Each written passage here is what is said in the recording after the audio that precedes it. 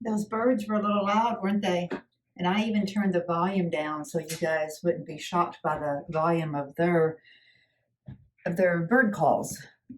So, welcome back to Lakeside Quilt Making Arts. I am Dawn at the lake, and today we are working on some slow stitching. This is Jen Kingwell's Block of the Month with the Quilt Show. And if you watched last week, you know that I had to do like a little reset, and it turned out to be a huge blessing on so many levels. I was going down one trajectory, and this is par for the course, right? You'll go down a trajectory until something stops you, and then you have to make a decision. Either you're temporarily on a path and you're only going to go so far, or you think you're on a path and you're going to stay there and not get off of it until something changes your mind. Well, that was the case for me with this. When I first saw this quilt, I had this certain vision for what I was going to do and how this quilt was going to look and the meaning of it, and it was all going to be hand done. And so I knew I had a lot to learn, and this would be a great way for me to learn too. And I watched Jen Kingwell do some hand stitching and thought, I used to enjoy some hand stitchings. I knew I wanted in my lifetime to do at least one fully hand-pieced quilt and hand-quilted quilt. And this was going to be the perfect one for that. Just as soon as I saw it, no, that's not right. When I first saw it, Alex Anderson had presented it, and I don't know if I just wasn't in the mood or what. It just didn't register with me. It didn't resonate with me. But when I saw it the next time, when Jen was actually interviewed, oh man, did it resonate with me big time. So what happened last week was or actually the week before, I realized that when I got this block done, and I've asked everybody, that's one of the blessings that came out of this. I had to come to a stop because of blunders I had with this one block. Fortunately, I had two blunders and one block, and not two different blocks being messed up. It just kind of helps my psyche a little bit, knowing it's still two blunders that still need to be fixed, but it's just like one block. and I had already pieced one block that looked good, so that helped too. It's like, okay, I know I can do this. What did I do wrong? And so hitting this roadblock of having these two blunders forced me to do kind of a reset of how I'm doing this. Actually, I guess there was two blunders and then one big question mark about this particular block. Those just put my brain into spin mode. I was trying to figure out multiple things at one time. And so it made me just say, okay, you need to step back and actually lean into your viewers who are trying to give you guidance and ask them for more guidance. And then you need to and they were pointing me back to Barbara, of course. And I'm like, but I'm not machine piecing. She's machine piecing. But there's a technique that she's using for this blade here. This, I don't know what else to call it, but I call it almost a star point. It's not technically a star point, but it's the corner pieces. She's using a technique that is quite interesting, and I'm going to do some that way, but I'm not going to completely abandon this particular approach because I want to make it work. I'd cut out 6 kits for 6 blocks like this to go with me to Charleston, and only got 1.5 done, finished this second one and got started on a third one. And I'm going to do all 6 blocks the way I had them cut out, right? But I've got some thoughts about this point here, and I'm going to explain that in just a minute. I've got some pins in here to demonstrate what that's going to look like and where I think this red one went wrong. So the other blunder was this whole thing on the bias here, and somebody thought maybe I put the curve on the wrong side. And that's an interesting idea. I don't think that's what I did. When I take it off, I'll know, right? I should know. Unless it looks at that point like I have an oval. It might, with that being stretched out there. I was really proud of my stitching on that one too. I did a good job. But that's going to be coming out. I'm not taking time today to backtrack. I do want to move forward because I've been promising you guys all week that I would, because I hit pause on everything else. After I hit reset on this, I did do the next video that was due out, and that was the Motor Blockheads one. And oh, that's up here. You can see it's the darker one. See if I can point to it properly there. I was really pleased with that, but in combination of getting ready to go to Charleston and being gone and coming back not feeling well for a week, just completely drained. My studio had gotten into a mess because my studio did not have the infrastructure it needed to sustain producing every day on 6 different projects and creating videos and editing them and that kind of thing. So without the infrastructure in place, I was just building up chaos around me. I can't work in that environment. Some people, like, I can get messy. I can get as messy as the next person. And part of the creative process is sometimes pretty messy. But I also need a clean palette. I need to be at peace. I need something that settles me in order to have my creative muscles expand. And so I needed to reset my space. So I did that all week, and I brought you guys into that. So if you haven't seen those videos, I don't know if I can spin this for you to see. So I put up the design board. I put up this peg board and put this I put these baskets on it, and these plastic white baskets all have my embroidery in it. And then the rattan ones on the other side are plastic as well. They're not rattan, but they have an iron structure, so they're strong.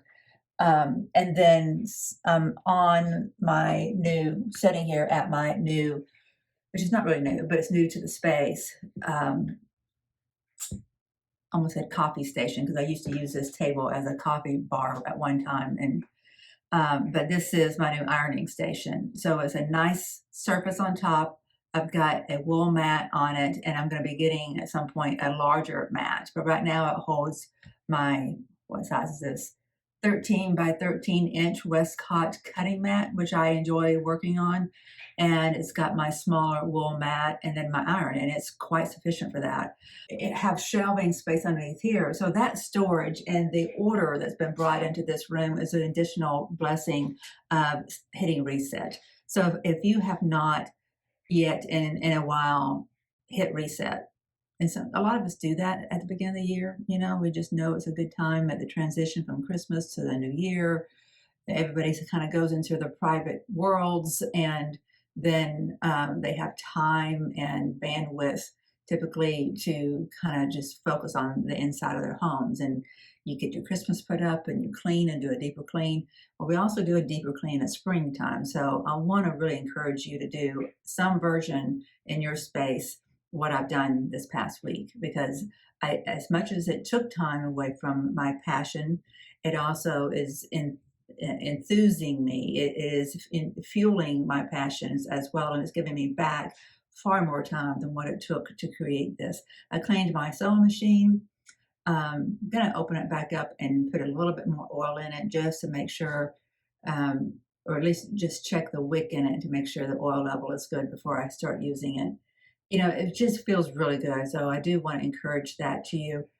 But we are going to get to the context of the block, but I do have a quick thought for you that having this whole week of processing why I got to this point where I needed to hit reset and what that's done for me has been thought-provoking for me. And it makes me think about the story of all the quilts out there. Every quilt has a story, but the question to me is not about the story of the quilt. It's like, who is the subject and who is the verb? Is that quilt creating my story, or am I creating its story? Or are we like what is the word, symbiotic? That's kind of the relationship we have. I'm creating its story, and it's creating my story, and it's including you guys in that story. So as I communicate with any of you about this quilt as I'm building it, you're being pulled into it too. We are all interconnected. All of our stories are interconnected. And sometimes our story is the subject of the matter, and sometimes it is the actual verb, and it is being something that we're doing to ourselves, to something else, or to someone else, and then vice versa. It's just how my brain thinks. It's interesting to look at the journey I went down this past week from feeling like I was letting you guys down because I wasn't producing the quilting content, but I was working on my studio, and then you guys enjoyed that. And it's like, oh, well, of course they do. You know, I don't need to feel like I don't need to feel like I am letting you down if I'm also producing content that's relevant to you. Now, if I start talking about taxes or politics or something like that, then I'm letting you down because you're not here for any of that, right? But taking care of our spaces and creating order and creating the environment in which we can then fuel along what we're doing and hopefully motivating and encouraging you to do that. You know, I'm glad to have been here for that part of the journey too. So I promised you that we would look at this block. I'm going to get the camera pointed down at this. Actually, I might just hold it up and show it to you. Remember, this block, this unit, is just truncated prematurely. Well, over here, it goes a smidge. See if I can put my finger there for you. It goes just a smidge further than it should. So I put pins in, and this pin is going into the red one just where the point is, and then it's coming out right there at the top of the point for the yellow. So that should be flush across, but you see how it's going down at an angle, and you can see the shine of it right there. It is at an angle. We saw a reflection for a second, didn't we? But there it is. Yeah, but it shouldn't be doing that. So this is clearly started prematurely, started higher than it should. You want to think that this is to blame because there's a blunt edge there, but that blunt edge is 1/4 of an inch away from the point of that unit. So the needle, that pin, I'm sorry, is directly, I've got the pin in there where it should be, going straight flush across. Well, it does hit at the point there, but it is a good 1/4 inch under the point of the green one, which of course makes sense, right? It's just, what I'm trying to tell you is that this piece was not made wrong, which was one of the questions I had. It's just that it was started prematurely, and somewhere along the way, probably right through here, I think this started like 1/8 of an inch too far, and then I sucked up like another 1/8 of an inch here, and that's pulled it down prematurely there. So I'll have to take that one off, and then this one is where I either put the straight side onto the curve, or I cut it on the bias, which I may or may not have done. I know I was being thoughtful about not doing that, but I also very absentmindedly may have. So if I did do that, then that's the problem here.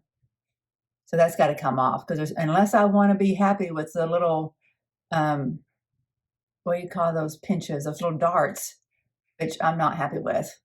It would bother me forever. 45 minutes or whatever it takes to fix that. No, I'm going to make sure this entirety of this quilt is the way I want it, and even if it takes me a long time. And Barbara did say that in her videos. She said that we're getting our education, our tricks, and our teaching here up front, and then we can work on our blocks over the course of the year.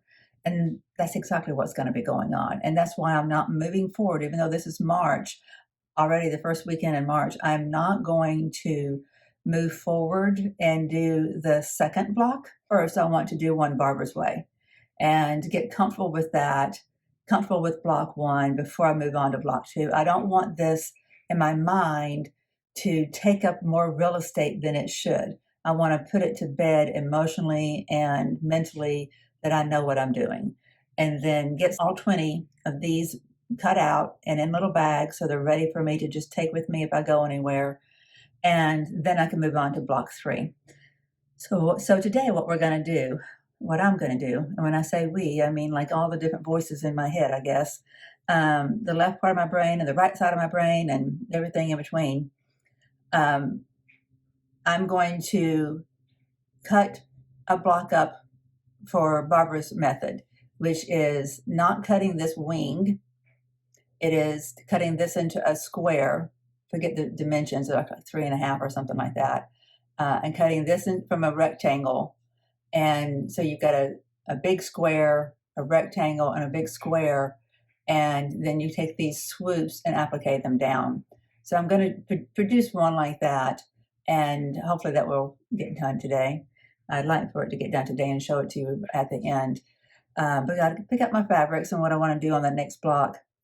The other, I did mention earlier, that I had 2 blunders, and then I had an issue with these points of the wings, that they don't really come to a point. I had to kind of force them to come to points. After they were done, I went back in with a thread and a needle and kind of right there, pulled that together.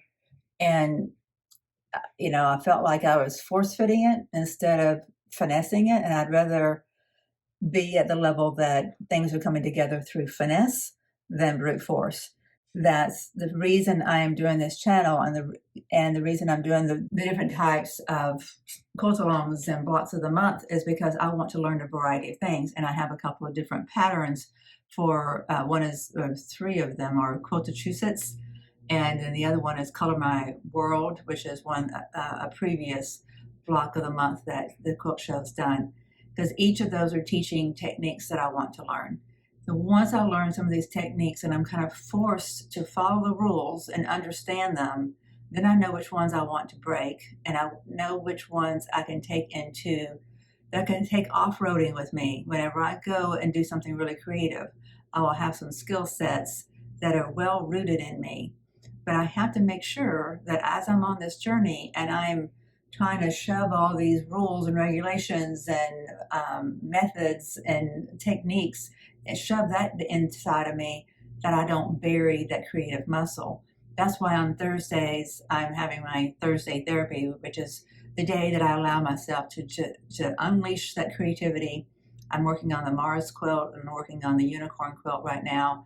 I've got another one in my head I want to do. I really am just chomping at the bit to do both of those, the Mars quilt and the unicorn quilt. And so I won't let myself think too much about that next one, but it involves a ferry and a canoe and a water color palette, and it's going to be interesting. So, and then I've got one from the 90s that I'm still trying to play around in my head. I know I need to learn a lot before I tackle it, and that's okay. This is the journey, and this is part of the story, right? Each one of these quilts are a chapter in one of these other quilts. That just resonates with me. I appreciate that and value that. I'm going to get you closer to an overhead shot so we can talk about my plan here for this block.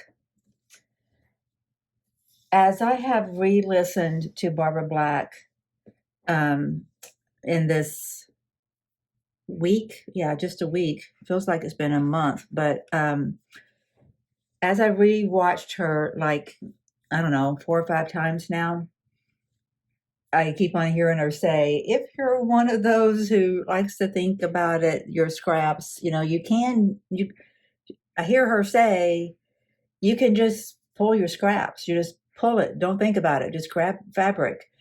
But I don't want to do that. I enjoy thinking about the color placement. It's not a limitation for me. It is an excitement for me. So if you're one who wants me to just pull scraps, you're going to be disappointed right now. So I'll just let that out of the hat right now. All right. I want this one in the middle.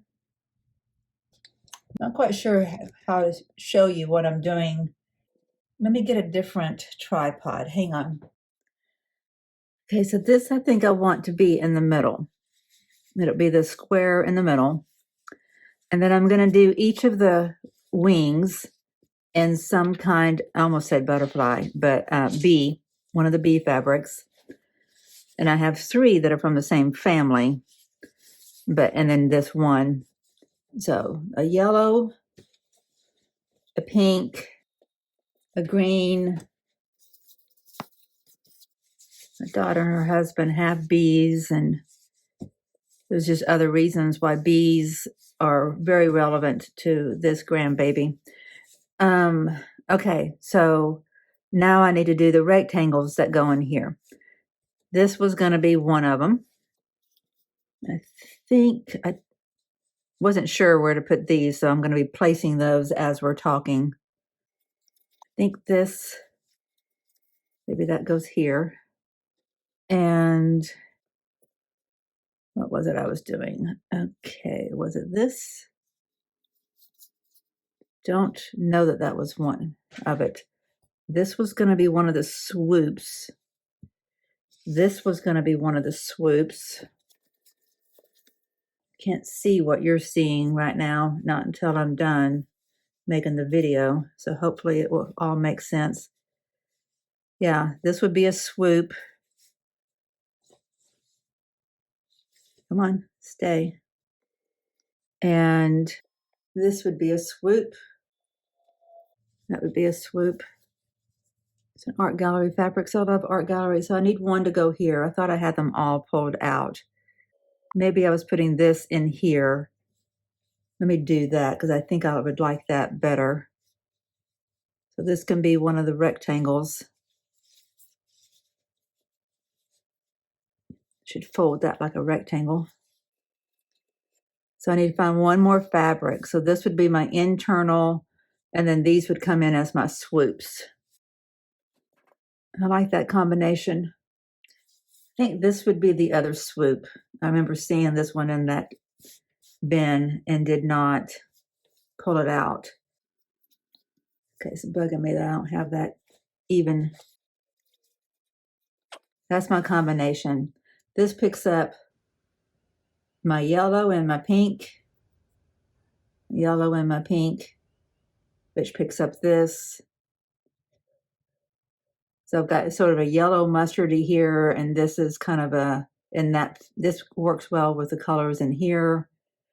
These complement, these complement, these complement work well. You got flowers on the outside of the bees, and then just some architectural graphic images, and a little bit of zoom in the middle, which is, you know, you could say bees are zooming around, but there's that picks up a little bit of the father's personality too with cars. All righty, I like this. Let's do this.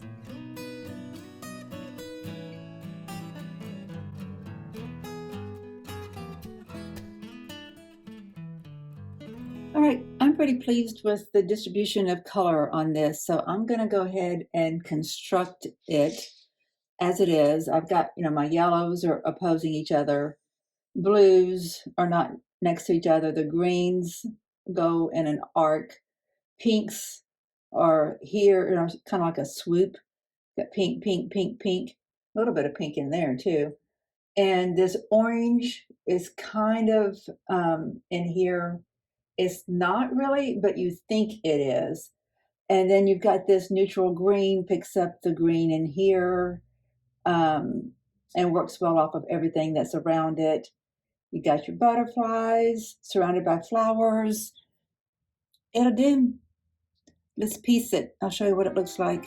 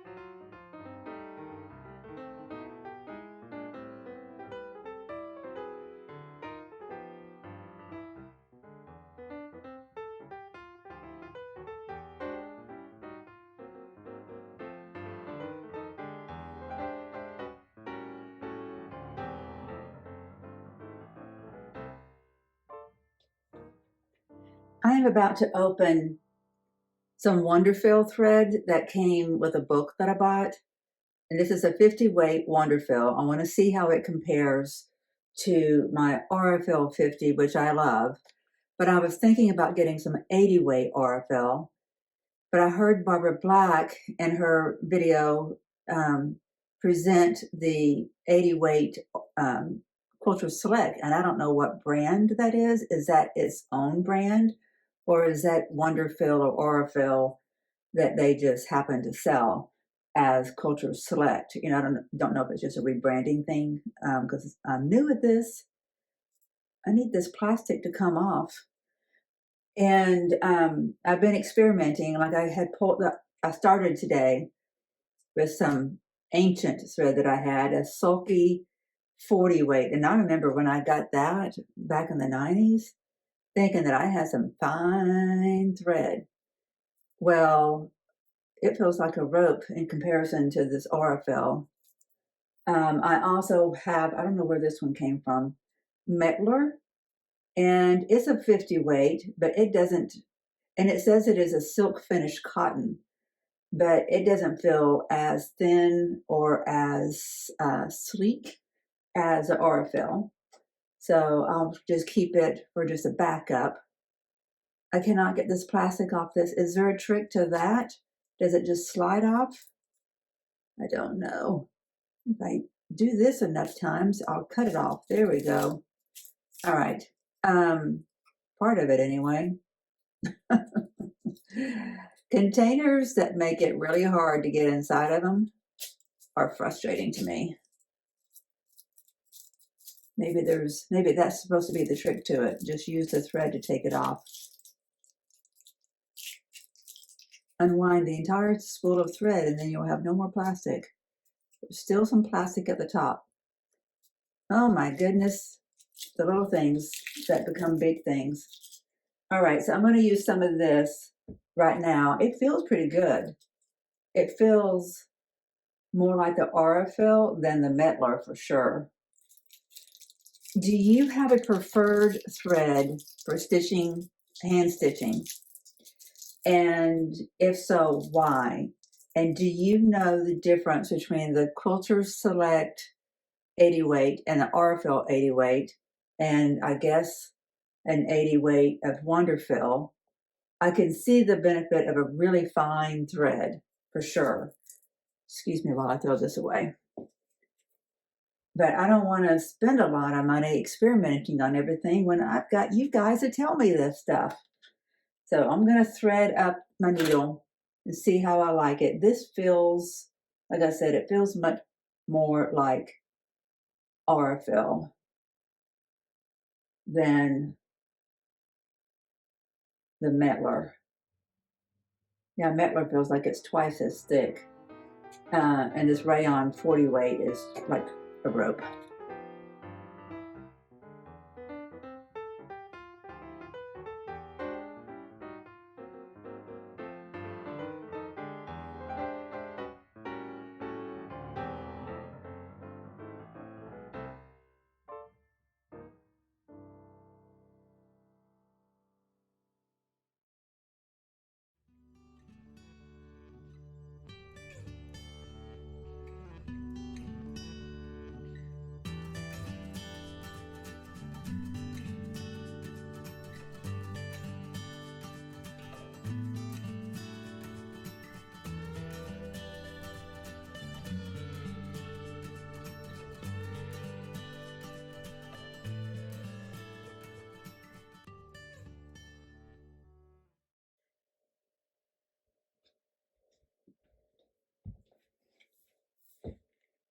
I'd have answered my question. Using this Wonderfill 50 weight is so similar to the 40 weight, what was it called? Sulky. It feels so thick once you start trying to sew with it. You know, feeling it in my fingers, it feels fairly equivalent to the Aurifil, but it's not. I can tell the difference now, now that I've handled the Wonderfill 50 weight to sew an entire seam I'm going back to my Aurifil, and that's unfortunate because I like the fact that I like these colors. I'm not saying I won't ever use these. I'll keep them. I'm not going to trash them or give them away, but I won't be buying them. Well, I don't know. Maybe there's something I don't know about when somebody would need some heavier weight threads. Like if you're doing some thread painting, maybe. But for hand piecing, no, I'll stick with my Aurifil right now. So then that means my next question. Hang on, I have a container down here that keeps my scraps and threads in it that I can put into a dog bed one day. Okay, so my next question was, let's compare the Quilter Select threads with Aurifil. And do you know, did I just drop it? I did. Do you know if the Aurifil 80 weight is particularly different? My light is changing without the sun being coming in here. Is it significantly different from this 50 weight? Should I upgrade to that for hand piecing? And the Quilter Select 80 weight, is it significantly different from the Aurifil 80 weight? And how does the Quilter Select 80 weight compare to the Aurifil 50 weight? So how does it compare to 50 weight and 80 weight of the Aurifil? I would love it if you guys could weigh in on that part of the conversation.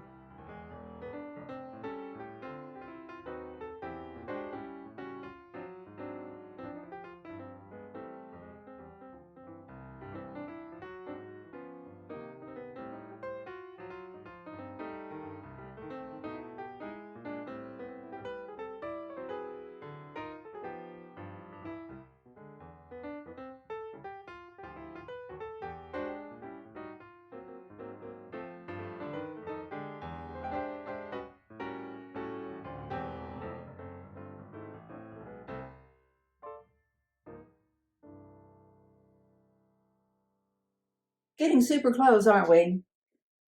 Everything is pieced together here and it is stitched, pressed. Looks good, right? Now, I put my yellow butterfly bees going the wrong direction. I didn't mean to do that. I'm going to leave it though.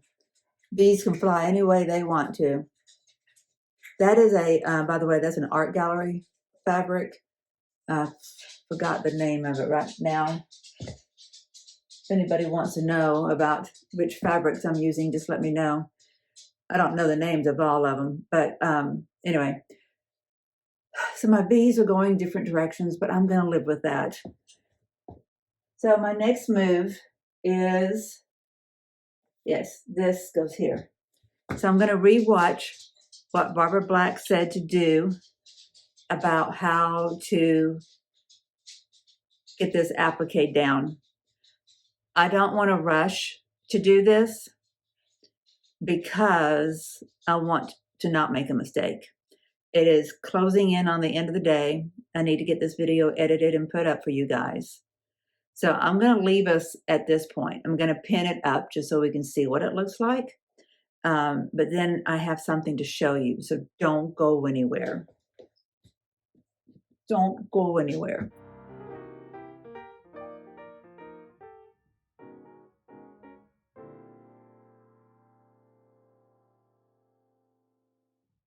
Well, there it is, folks.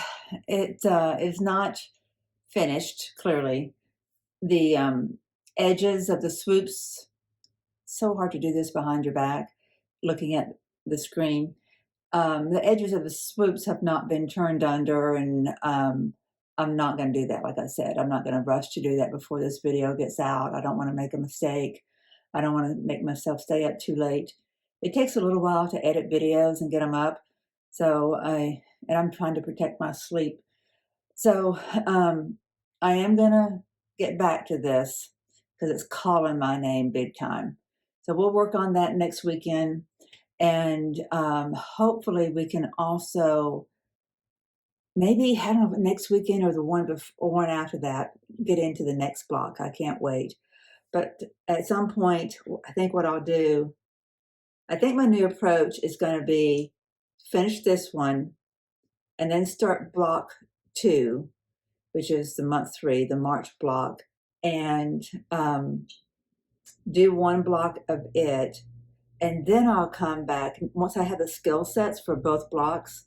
I know then we're going to be moving into the log cabin, but my point that I'm trying to make is I'm not going to cut out all of the blocks. I don't want to take that time to do that yet. I want to do that all at once and build a kit for each block so that it's in a little Ziploc and I just pull it out and do each one at a time.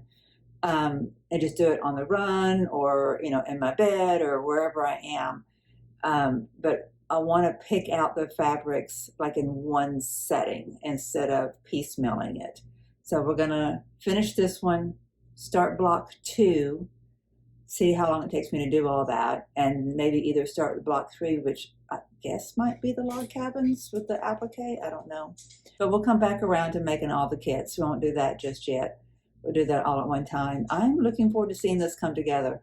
This was a much easier way to handle things. It was wise of Barbara to show us how to do it this way. These points, see if I can point to that. Can't look over my shoulder, but yeah, the points here, you know, see where that green comes? That should create an actual point, as it wasn't doing that with the other approach. So I promised you something to show you at the end, and that is while I was piecing this, I got an email from Jodi. Jodi has sent pictures of her Pick-A-Petal that she's working on, and it looks fantastic. It really does. So I want to show that to you. You know, they look like she's using my colors even, like she and I are in the same wavelength. You know, like I see you, Jodi. Do you see me? The other thing that makes me think that she's a kindred spirit, she's got the green Wicked Witch of the, was it the East or the West? I can't recall. But she's got the green Wicked Witch from Wizard of Oz. And I love that play. I saw it when it first came. I saw the original cast in New York, and I saw it in Atlanta. May have seen it in Birmingham. I know I saw it in Huntsville. I just love it. Love it. Defy Gravity is what my code name for my Wi-Fi here. That comes from that play. So I want her to tell us about the Wicked Witch and about her design boards. I'm jealous of her design boards. You guys have seen me mess with my design boards here. She's got a wall space that is fantastic. I don't have that kind of wall space. I have wall space upstairs, which is where I did have it, but I can't have a quilt I'm working on upstairs. Just can't. But so, you know, I've got it hanging out in front of my fireplace, and that's okay. It works good. Jodi is such an overachiever. She even has her fan blocks ready, or at least a good portion of them. She is putting me to shame. Aren't Jodi's blocks fantastic? That's exciting to me and very encouraging. Number one, kudos to her for getting it done. I mean, she's got all those blocks done. I think she said she got all 20 done. And she's also, she didn't say she was a newbie, but she's using this as a technique to get some skills, kind of like I am. But that doesn't have to mean the same thing. Like she doesn't have to be a newbie like I am to be wanting to use this quilt to, I forget the phrase she used, but to, you know, hone her techniques. Thank you, Jodi, for sending the pictures of your blocks and your progress so far. It is very inspiring. So, my friends, I want to see yours too. Send them to lakesideqma@gmail.com. I can't wait to hear from you all. It excited me when I saw her email and I saw her blocks. I thought, yeah, this is what I'm talking about right here. It excited me and made me feel really, it made me feel connected to you guys. And I appreciate that. That validation was fantastic. Thank you very much, Jodi. So let's see some of y'all's. Let's see some more. All right, my friends, we're going to call it good. Call this video done. Get it uploaded to YouTube so you can see it tomorrow while you're doing your slow stitching.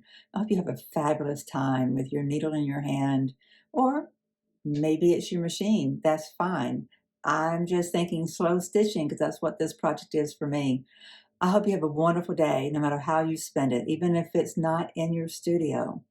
You guys have been fantastic to me this week while I took time to kind of revamp my space and to get back to working on the quilt, the Pick-A-Petal. I really appreciate you hanging in there with me. You're fantastic. You're making my day, and I can't wait to see you again. Talk to you later. Bye-bye.